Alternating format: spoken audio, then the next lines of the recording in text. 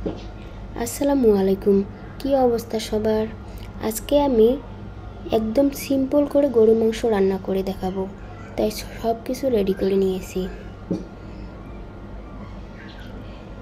প্রথমে আমি কড়াইয়ের মধ্যে মাংসগুলো দিয়ে দেব।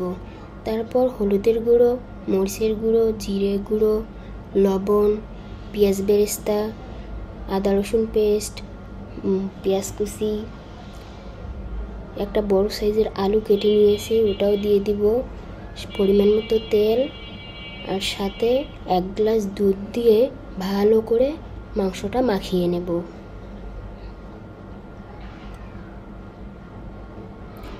আমি এই গরুর মাংস রান্নাতে কোনো পানি অ্যাড করব না।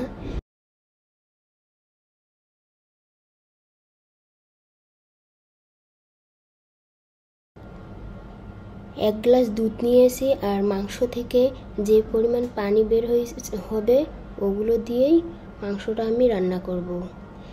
এই মাংসটা রান্না করতে হলে চুলার আঁচ একদম লোতে রেখে রান্না করে নেব এই মাংসটা।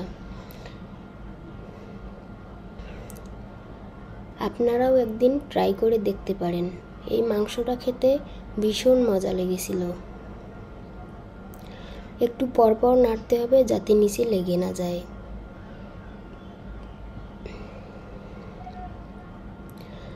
আর সিদ্ধও হয়েছিল অনেক সুন্দর।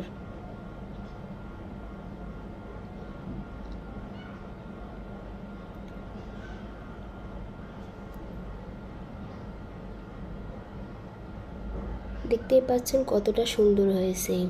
সবাই ভালো থাকবেন, সুস্থ থাকবেন, আমার জন্য দোয়া করবেন। আর রান্নাটা কেমন হয়েছে অবশ্যই কমেন্টে জানাবেন।